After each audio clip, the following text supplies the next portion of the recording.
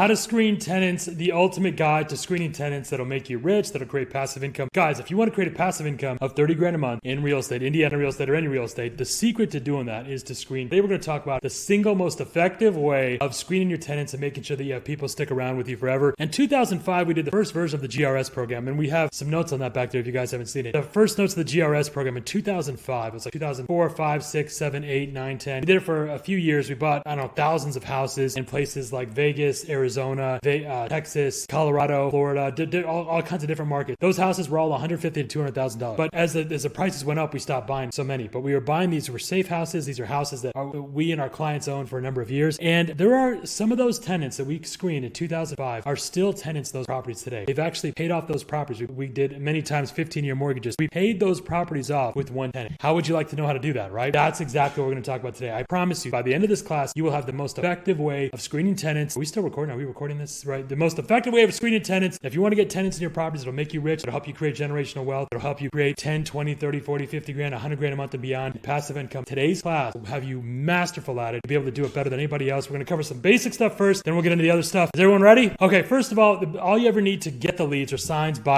ads in your buyers list. We're not going to talk too much about that today, although we do have one class, a great class, 101 free ways to advertise your rentals. You should check that out. That's a good class. And even though you don't need all those ways, you only need, like I said, signs, ads in your buyers list. The reason why we have those 101 lists, those 101, it's a 101 websites that you can put, different websites and places you can put your properties for free. There's a couple of reasons. First, it can only help. It's not going to hurt to have your listings out all over the place. Plus, it has a bidding war. You just had a guy from Africa that came in with $40,000 down, more than anybody else is willing to put in. You wouldn't have had that. You didn't put it up. So it can't hurt. It can only help. It's an asymmetrical. Number two, you get backlinks and free traffic. A lot of those sites, your ad will stay up forever. And if you have it to your website, you get a bunch of backlinks. And these are quality backlinks actually, because they're not BS backlinks. So it's good to have those backlinks. Also, the third reason, you can mention in your marketing. A lot of our realtors do this. We've got 230 different places we can put your website up, 50 different places, 20 different places we advertise your website for free. It's one of the questions we ask in our motivated seller quiz. Yeah, we ask sellers. We say, hey, do you know the 13 places to advertise your website for free? If not, download this free report. So there's a lot of benefits to using that 101 places to advertise your property for free. Even if you don't use them, or even if you don't use them all, it's a good thing. It's a good place to start. And yes, this stuff is work. Being in shape and getting rich is work, but so is being out of shape and broke. That's work too. You just have to choose what you have to choose. You have to choose what pain you want to have. Proper screening of tenants will create generational wealth. It'll help you leave a dynasty, and it can absolutely change your real estate business. This is important to get done here. All right, let's go over the 5 basic ones. There's about 10 ways. We're going to go over 10 ways on how to screen your tenants. 5 of them are basic. So number 1, income employment. This is obvious. We want to make sure they have the income that's 3x and they've been employed for at least 2 years. Number 2 is an obvious background check. We're going to go over some websites and different apps you can use for that. That's a background check. Number 3, call previous or current landlord. Guys, this seems like an obvious thing, right? Like, of course, the current landlord might lie to you because they want to get rid of a bad tenant, but you never know what you could find out. I remember one time I had this landlord I had contacted, and she told me as soon as I talked to her, she said, I know she's trying to find another place, isn't she? And I said, yeah. And she's like, well, because I'm kicking her out. I hate her. She went on and on about how terrible this tenant was. They were always into fist fights. There were gunshots. One time she ran over one of her own kids, and she's telling me how terrible this tenant is. She was, you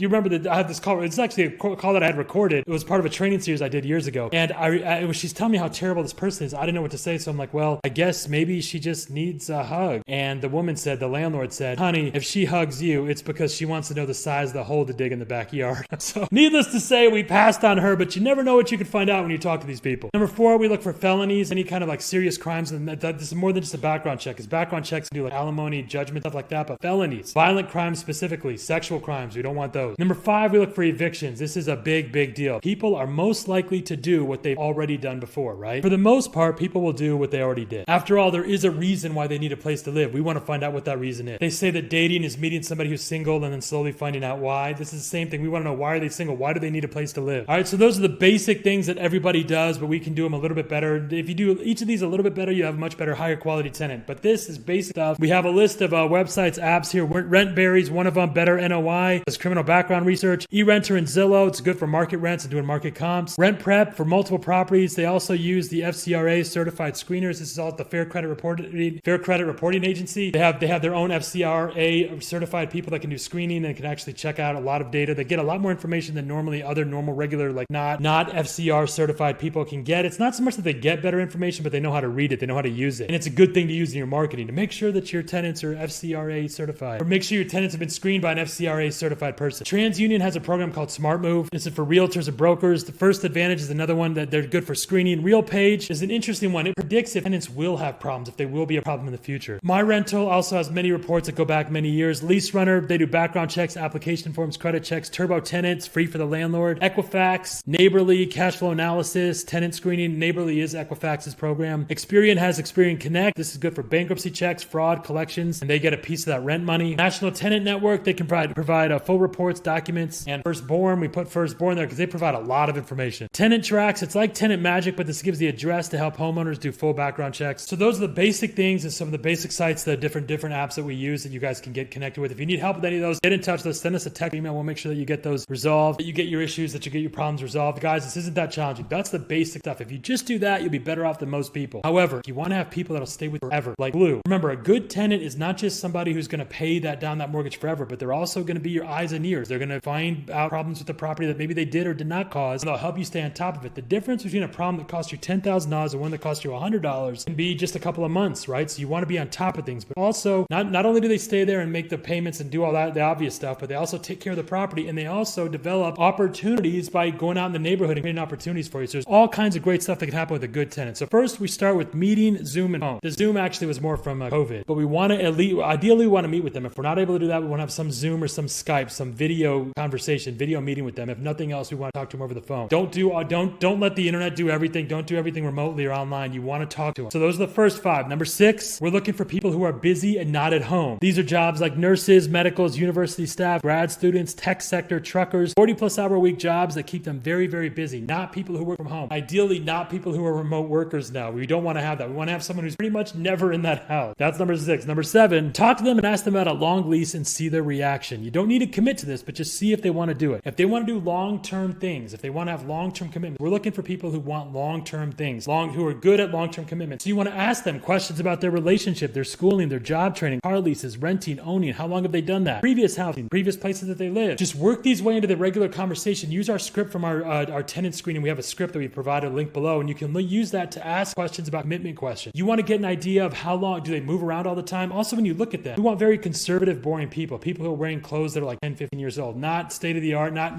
brand new stuff with purple hair and all kinds of tattoos, a sleeve of tattoos. That person is not going to be an ideal tenant. Usually we want people who are very stable, very conservative, very kind of, they're boring people who don't work at home. That's what you're wanting, right? And you want people who make long-term decisions. So when I meet a tenant, one of the first questions we ask is, have you thought about a 2 or 3 year lease? Not that we're committing to that. We want to see the way they react to that. I mean, they might say, oh no, I wouldn't do that. Or, oh, I just want a 90-day lease. So that's not somebody who's thinking long-term. You want people who are thinking long-term, who think that, a 2-year lease, if I could get, maybe a small discount, or maybe not, just a 2-year lease to have safe, secure place to live. That's what I want. 2-year lease. We want to talk about people who are in terms long-term commitment. That's what we want. So that's the second thing to look for. Number 8, we want to try to see their current living space. That's number 8. Now you may need an excuse to do this. Let's say they have pets. Well, what do the pets look like? How big are they? Well, can we take a look at them? Why don't we go look at them? Kind of make an excuse to go see their current place. Maybe it's for the pets, or maybe it's, to help them move. So what, if you need help moving, let's go check out what you have to move. And now you can get an excuse to get in their place right now, especially if it's unexpected. Or maybe you need to help them find storage, or maybe you have a certain storage at another property or that property. Let me see if that stuff will fit in the storage. Let's go look at your house right now. If you want to know how they'll treat their new house, just look at how they treat their current house. What's the note you put here? It is easier to build strong children than to repair broken men. Frederick Douglass, I think what you're referring to, right? We want to build strong tenants. Build them. Don't try to fix a problem later. You want to build strong relationships right now. You want to get in that property and just look around, because that's exactly how your property is going to look. Remember, a good qualifying process doesn't just find the best people, but it also creates them. Build better tenants and you won't have to repair bad ones. Now, sometimes people are going through some stuff and you want to help them, but you can get a better sense of their whole situation by seeing where they currently live. So you want to try to find an excuse to do that. And maybe they're going through some stuff. Some people just tell you to get over it. Some people, the better people, help you through it. We want to help people through stuff if they're helpable, and being in there, getting to look at their current place will tell you how helpable they are. Number 9, we will always talk about VIP and personalized stuff. This is by far one of the fastest ways to double, triple the amount of money you're making on your rentals. You want to know what they would pay more for. Any kind of VIP treatment or VIP play here. Would it be better if the property was furnished? They want a limo service. They want weekend passes to like clubs or the local scenery. Better or high-speed internet. Maybe an arcade room, a game room, a man cave, a gym, a computer, a special computer, like a big supercomputer, an entertainment center, an entertainment room, or a special porch. Or maybe we build a tent and have them rent a tent like a party tent. We help them throw parties in the backyard, not in the house, but in the backyard. All of these are things. We have an arcade business that we build arcades, custom arcades that have like 10,000 games, and we give those away with brand new houses. We also give them away to tenants. Give them the option, if they want to have a game room, they can pay a little bit more and they can have this epic game room. We always use what we call the 10-year your role. Whenever we meet a tenant, we always say to ourselves, or anybody really, we want to say, is this somebody I see myself working with and having a relationship with for 10 years, at least 10 years or more? Because it'll help you build a better relationship. It also help you kind of go deeper and see, what do you guys really want? What do you want to make happen with this property? How can I help customize this property for you? And you'll make a lot more money in the process as well. Horace Mann said, be ashamed to die until you've won some victory for humanity. That may seem like an intimidating thing to win a victory for all of humanity, but everybody you meet is a piece of humanity. Every time a tenant calls us, that's somebody that we can help and help improve their lives. That's what we want to think about when every one of these interact. How can we improve that person's life? That was number 9. Number 10 is we help them put together a 5-year plan. Help them with their plan on their credit, their income, their education. We hire tutors for their kids. We set up date nights with their couples. If they have, if they're a couple, we'll pay for their babysitter. Maybe we'll set up date nights, help them get some special seating at a restaurant. We do all kinds of stuff, man. I actually asked for a list here. Do you have that list? I said, well, what have we done just in the last 30 days for tenants? Give me a list of that stuff. And here's just an example. We bought cakes. We've helped them celebrate birthdays, help them celebrate graduations. We do lawn mowing for them. We do holiday decorations. We'll come by and actually set up their house for the holiday decorations. We help them with job interview skills, with career counseling. We help get them odd jobs if they need money. We help them with Etsy type of stuff to sell their stuff on Etsy if they're like crafty. Maybe we do STR, short-term rentals, and we help them become hosts. So we say, hey, look, maybe you need some help with the rent, or maybe the garage is a great place to do a short-term rental. We'll put the property on Airbnb or some short-term rental place, and you'll be our host. And then they get a cut of the money that's made. Couples counseling sometimes. If people are having problems, we do party planning, so it isn't there. We help them plan a party somewhere like a clubhouse or something, and maybe we'll even pay for it so that the party's not there. We do viral volunteerism. If you have a group or a charity that you want to volunteer with, we'll do that. We do GXMs. We always volunteer, and we invite them to volunteer for our groups, or we send our volunteer army to volunteer for their church or whatever they're into. We do whatever it takes. We do whatever it takes to get the warm and fuzzies, right? That's what we want to touch their feelers. Treat them like family. That's the most important thing to take away from this. Yeats said that education is not the filling of a pill, but the lighting of a fire, right? Too many people don't have their fire lit. We always remind, a lot of our tenants that your kids should have no free time. They should constantly be engaged with something, and we can help that happen. We have tutors that we've hired part-time and full-time that go around to our tenant property, and the people are like, man, I've never heard of a landlord that pays for tutors to get their kids good at math. But whenever we're talking to them, if your kid's struggling with chemistry or physics or biology or whatever, we can help we'll try to get a tutor, or we'll help them get connected with good,